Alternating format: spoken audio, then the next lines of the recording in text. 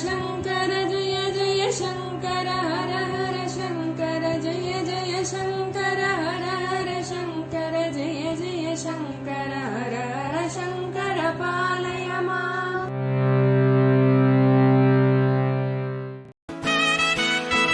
Mahasankara matrimony மிகவும் மேம்படுத்தப்பட்ட online திருமணப்பதிவு இணையதளம். இந்த இணையதளத்தில் பதிவு செய்வது மிகவும் எளிது. பதிவு செய்யுங்கள், பிறகென்ன கெட்டிமேளம்தான். உங்களுடன் நாங்கள், உங்களுக்காகவே நாங்கள். விவரங்களுக்கு தொடர்பு கொள்ளுங்கள்.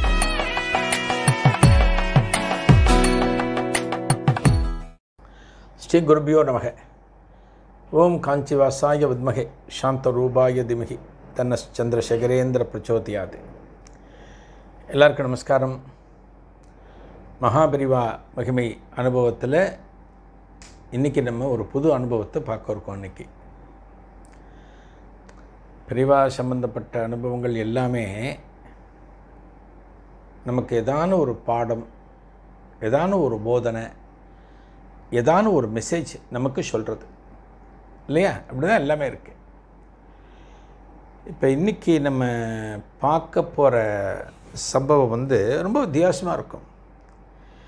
இந்த அனுபவத்தை கேட்டு நம்ம சிரிக்கிறதா இல்லை சீரியஸாக இருக்கிறதா நமக்கு குழப்பம் வரும். பெரியவா மடத்தில் இருக்கார். ஒரு நாளைக்கு காலங்காலத்தால் எழுந்து அனுஷ்டானங்கள்லாம் முடித்து, பூஜை எல்லாம் முடித்து, பக்தாளுக்கெல்லாம் அனுகிரகம் பண்ணிட்டு, பிட்சையெல்லாம் எடுத்துன்ட்டு ஒரு மத்தியானத்துக்கு மேலே எடுத்து பெரியவா அன்னைக்கு முடிச்சுட்டு பிட்சைக்கு போகிறார். பிட்சைக்கு போகிறப்ப அன்னைக்கு பெரியவாளுக்கு கைங்கரியம் பண்ணுறவர் ஒரு புது சிப்பந்தி. பெரியவாளுக்கு எப்பவுமே ஒரு 4-5 பேர் இருப்பார். அன்றைக்கி ஒரு 2 பேர் பிரதானம். அந்த 2 பேர் அன்றைக்கி இல்லை. 2 சிப்பந்திகளும் இல்லை. அதில் ஒருத்தருக்கு உடம்பு ஏதோ கொஞ்சம் சரியில்லைன்னு ஒரு ஊருக்கு போயிட்டார். இன்னொரு சிப்பந்தி ஆற்றுல ஏதோ ஒரு பித்ருக்கள் சிராத்தம், அதுக்காக அவரும் ஊருக்கு போயிட்டார். இப்போ ரெகுலராக இருக்கக்கூடிய சிப்பந்திகள்னால் அவளுக்கு எல்லாமே தெரியும். பெரியவளோட இன்னும் டவுட் தெரியும். எத்தனை மணிக்கு எந்திரிப்பார், எங்கே போவார், அடுத்து என்ன பண்ணுவார், எல்லாமே தெரியும். பக்கத்தில் இருந்து பார்த்துப்பார். நம்மளே சொல்கிறோம் இல்லையா, நமக்கு ஒரு டிரைவர்னு வச்சுக்கோங்களேன். நமக்கு ரொம்ப பழக்கமான டிரைவர்னால் கவலைப்பட வேணாம். வண்டியில் பெட்ரோல் இருக்கா, டயரில் காற்று இருக்கா, வண்டி தொடச்சாச்சா, கவலையே பட வேணாம். எல்லாம் கரெக்டாக பண்ணிவிடுவோம்.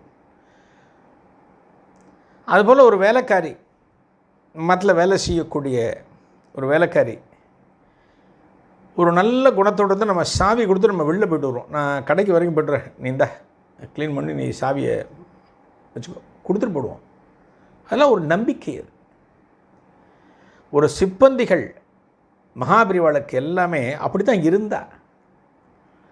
அத்தனை சிப்பந்திகளும் அப்படி தான் இருந்தா. இப்போ பாருங்க, 2 சிப்பந்திகள் பெரியவாளுக்கு பிரதானமாக இருக்கிறவா 2 பேரும் இல்லை. பெரியவாளுக்கு கைகேற ஒரு புது சிப்பந்தி, அவனுக்கு அவ்வளோவெல்லாம் தெரியல. எல்லாம் கூட இருந்து பெரியவா பிட்சைக்கு போனோன்னே பெரியவா பிட்சைக்கு போயிட்டார். பெரியவா பிட்சை முடிச்சுட்டு ஓய்வு தான் எடுத்துப்பார். ஸோ நம்மளும் கொஞ்சம் எங்கேயான ஓரமாக படுத்துருவோம் அப்படின்னு என்ன பண்ணுறான் அந்த சிப்பந்தி, அங்கே ஓரமாக போய் படுத்துட்டான். பெரியவா பிட்சையை முடிச்சுட்டு வந்தார். பிட்சை முடிச்சுட்டு பெரிய வந்துட்டுருக்கிற போது ஒரு ரூமில் ஒரு கோரப்பாய் ஒன்று இருக்குது. பெரியவன் என்ன பண்ணுறார், அந்த கோரப்பாயில் போய் படுத்துட்டு, பெரியவன் உயரம் ரொம்ப கம்மி, இந்த பாய் குறுக்கில் பெரியவ படுத்துட்டு இந்த பாயோட மிச்ச பகுதி இருக்கு இல்லையா, அதை அப்படியே சுருட்டி மேலே போத்தின்ட்டார்னா அந்த இடத்துல யாருமே இல்லை. பெரியவாளை யாரும் கவனிக்கலை. இப்போ ஒரு பாய் ஓரத்தில் நம்ம என்ன பண்ணுவோம், காலங்காலத்தில் எழுந்திரிச்சோன்னே பாயை சுருட்டி வைக்கும்போது தலகாணி உள்ளே இருக்கும், போர்வை உள்ளே இருக்கும், பாயை அப்படியே சுருட்டி வைப்போம். கிட்டத்தட்ட அதுபோலத்தான் பெரியவா அந்த மிச்ச பாயை தன்னோட மேலே போட்டுண்டு படுத்துட்டுருக்கார், தூங்குற. யாருக்கும் தெரியல. ஏதோ பாய் ஏதோ சுருட்டி வச்சுருக்கா போல இருக்குது. அப்படி தான் எல்லாம் போகிறேன். கொஞ்ச நேரம் கழித்து பெரியவா எங்கே அப்படின்னு ஆரம்பித்தா பெரியவாளை காணலை. பெரியவா எங்கே இருக்கார்? பாயுள்ள படுத்துன்னு இருக்கார். மிச்சது போத்தின்னு இருக்கார். யாருக்கும் தெரியாது, யாருமே கவனிக்கலை. பெரியவாளை காணும் அப்படின்னு மெல்ல மெல்ல அப்படியே தகவல் ஸ்ப்ரெட் ஆகுது. மடத்தினுடைய மேனேஜர் காது வரைக்கும் போடுத்து. அவர் என்னடா பெரியவாளை காணலைங்கிற என்னதுன்னு சொல்லிட்டு அவரும் எல்லா இடத்துலையும் தேடுறார். பெரியவாளை தேடுறார்.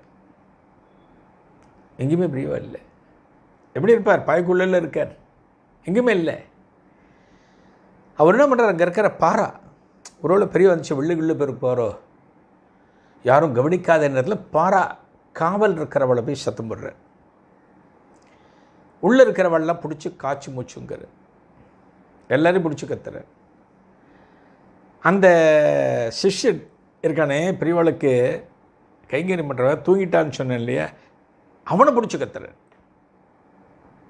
அவன் சொல்கிறான், பெரியவா பிக்ஷைக்கு போயிட்டார், அடுத்து சயனத்துக்கு போவார், நானும் அப்படியே படுத்துன்ட்டேன், கொஞ்சம் அசதியாக இருந்ததுங்கிறதால படுத்துன்ட்டேன் அப்படிங்கிறோம். வச்சு விளாசரார். மேனேஜருக்கு அவ்வளவு கோபம்.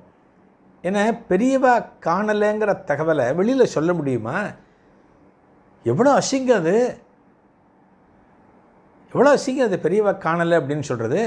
ஆளுக்காள் பார்க்குறா பெரியவாளை காணலை. அங்கே இருக்கிற சிப்பந்திகள், அங்கே இருக்கிற பக்தர்கள் அத்தனை பேருக்கும் தகவல் போகிறது. அங்கே இருக்கிற ஒரு மாமி வேண்டிக்கிறா, பெரியவா பத்திரமா வரணும், எங்கே போனான்னு தெரியல, பிள்ளையாரப்பா ஒரு 108 சதுர்க்கா உடைக்கிறேன் வேண்டிக்கிறேன்.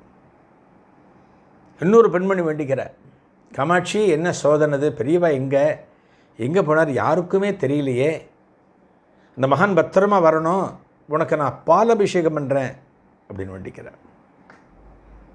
இன்னொரு பெண்மணி, அந்த பெண்மணி வேண்டிக்கிற, பெருமாளே பெரியவாளை பத்திரமா கொண்டு வந்துடணும், உனக்கு நான் அங்க பிரதட்சணம் பண்ணுறேன் வேண்டிக்கிறேன்.